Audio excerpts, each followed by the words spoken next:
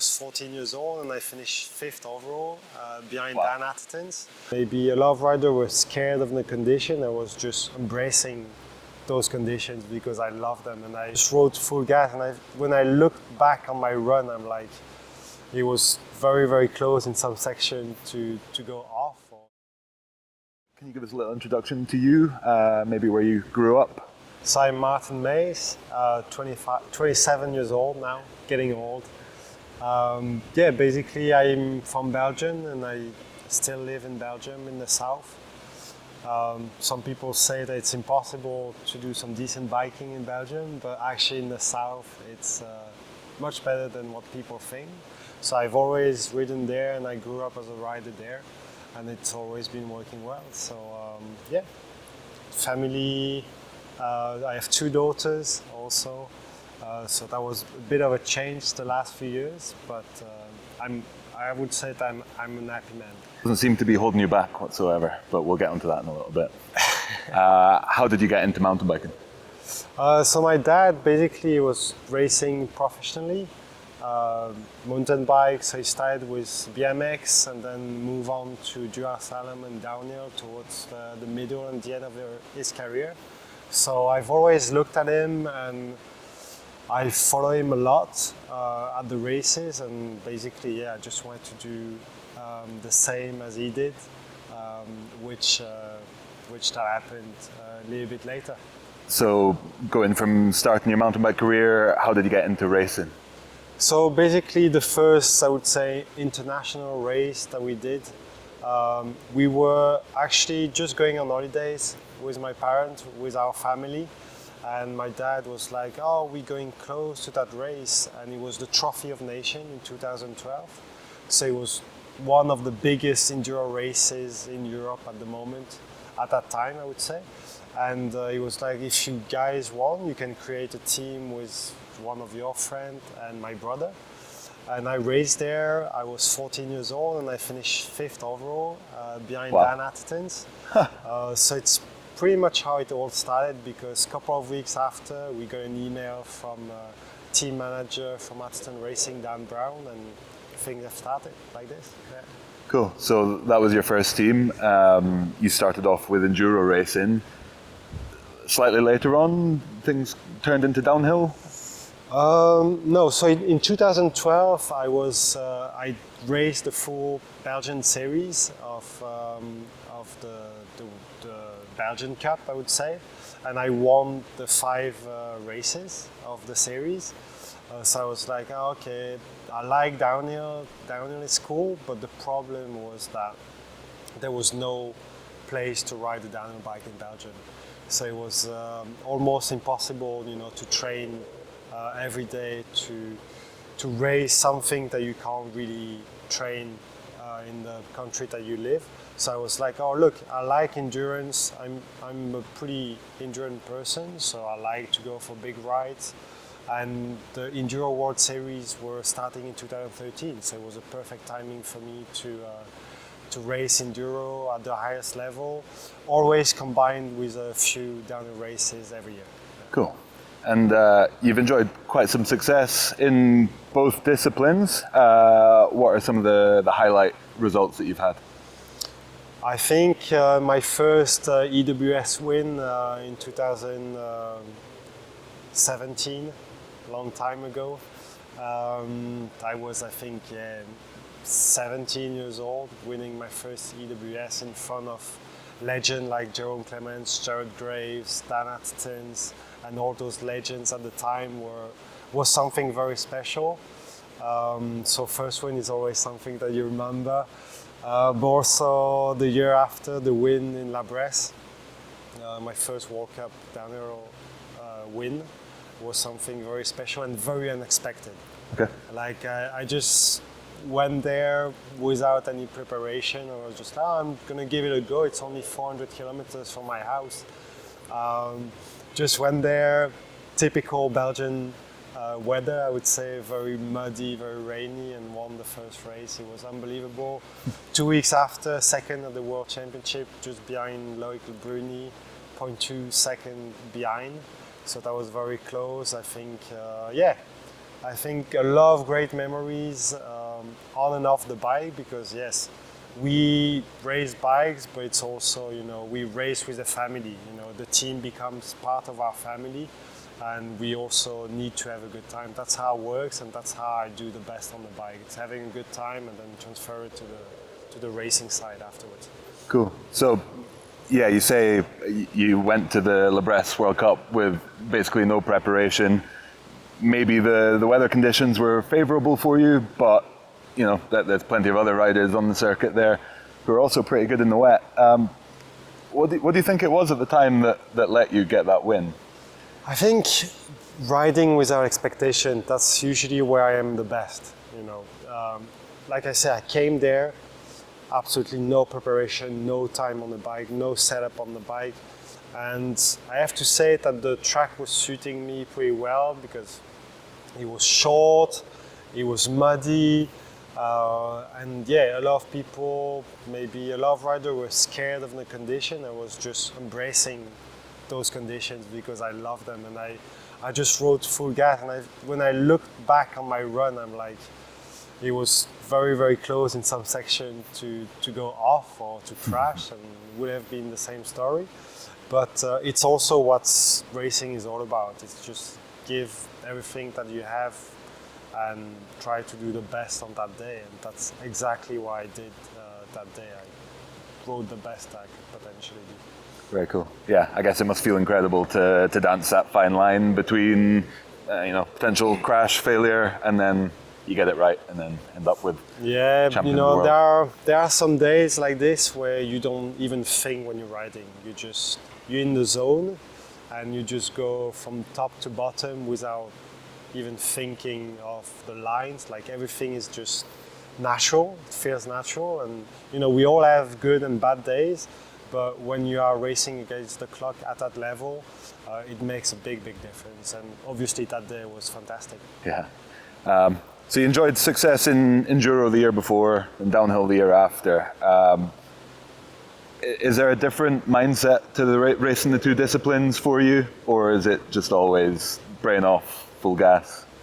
It was like this when I was a little bit younger, obviously. But now I've grown up. Obviously, I'm getting a little bit older, becoming a dad as well. 3 years and a half years ago was a bit of a change. You know, you think a little bit more. You approach the races a little bit different, but still, you know, it's my job, and I need to do the best when comes race day, and that's what I do. But yeah, maybe a couple of years ago I wasn't brake checking in some section, and now I do it. But at the same time, you know, it's been a few years since I didn't have any big injuries, so I'm really happy that way. You know, I would prefer to stay healthy and maybe go a little bit slower than the opposite. So yeah, the plan is always whatever the race is obviously go as fast as possible, but I don't want to take inconsiderate risk as well, because we know a body we only have one, and you need to respect, you know, your body first of all, to be as long as possible on the bike in the future. Absolutely. So, slightly changing the subject. Nowadays, you found yourself in a bit of a development role, right? Can you tell us a little bit about your current setup for your team and potentially introduce what OLAB is on your t-shirt? Yeah, for sure. So basically the idea came almost 4 years ago now, because obviously I was about to sign, leaving GT factory racing to go to Orbea, and I was like, guys, I know you don't have a downhill bike, but I would love to keep racing downhill races, not obviously fully because the main focus is enduro racing, but I would like to keep doing a few downhill races every now and then. And they were like, oh, wait a minute, we're gonna try to find a solution so you can race downhill in the future. And they came up with the OLAB program, which is basically starting from an existing base. So like we have here, it's the Wild e-bike from Orbea. It's an existing base. It's the frame that is used for the electric bikes, but has been, changed, optimized, for the need of the discipline. And we have here, a bike that finished 20th yesterday at the World Championship, the fastest e-bike for sure yesterday. So like I said, so the main goal is to start from an existing base and make optimization progression for the need of the discipline. And it's been working very good. We started with the base of the Rallen in 2022 in Lourdes. I don't remember where I finished, but it was working very well. And then last year, Michael came over and he was like, you know what?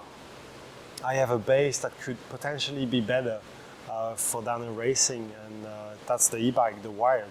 So at first I was a little bit shocked, but it ended up going very well, and I'm very happy with the setup that we have now.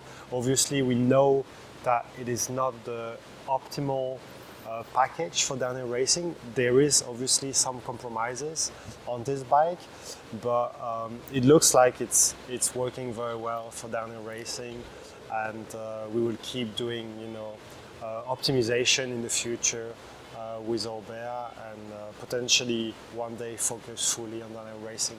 Cool. So, as part of the OLAB project, what are they using this information for? They're not just trying to build a downhill bike for you, right? I guess it goes into the bigger picture of their whole bike development and what they're learning. Typically, how much time have you spent on this bike? We counted a couple of days ago before racing there in Andorra. Basically, this bike has ridden 11 days. Okay. And during those 11 days, I guess you've got data acquisition and you're giving feedback constantly to try and develop it further? Totally. Yeah. So we have a telemetry system which helps us massively to provide feedbacks to the race engineers and to Orbea as a brand. So our goal is obviously to race as fast as possible, but also to use those races to provide feedbacks to the engineers. And that's basically what we do, what we've been doing for 3 years. And now we see that on the newest bike coming up from Orbea, there is some features that appears on the new bikes. And I'm really grateful and lucky to be working with such a motivated teams of engineers that listen to our feedback and put it on the next generation of their bikes. Cool. Definitely excited to check out what those features are going to be. Just I guess where we're here this week. Taking a stock Wild, like obviously the main frame is the same. What can you tell us? What's different with this bike to race downhill? So there is some optimization in terms of obviously travel, a little bit of geometry change as well. So that's basically what it is. We have obviously a little bit more travel to be able to match the downhill needs these days. There is obviously no battery, no more engine. So there was a link and a piece that has been created to be able to make that bike right, basically. So yeah, that's pretty much all I can say right now. I'm sure you guys will know more in a couple of weeks or months, but it's really, really interesting to see what's under the cover. Obviously, today I can't take it out, but that also shows the hard work that the engineers have been putting in to make that bike rideable at the highest level of downhill racing. Awesome. Yeah, excited to see what's under there. Yeah. Moving forward, any more downhill races planned, or is it main focus still on the enduro? Yeah, so we have two big enduro races coming up the next 2 weeks, and then coming back home, taking a little break, and then I will be heading to Mont Saint-Anne for the last race of the season at the beginning of October. So obviously, with the data acquisition that we've got in Andorra, we are hoping that we can even do a little bit better for Mont Saint-Anne in a couple of weeks. So very excited to be back in Mont Saint-Anne and race the hardest possible. Awesome, man. Well, thank you so much for taking the time to sit with me. Been My pleasure. really interested in learning a little bit about what's going on, and yeah, excited to learn more about the bike. Good luck, Mont Saint-Anne. Thank you very much. Rob.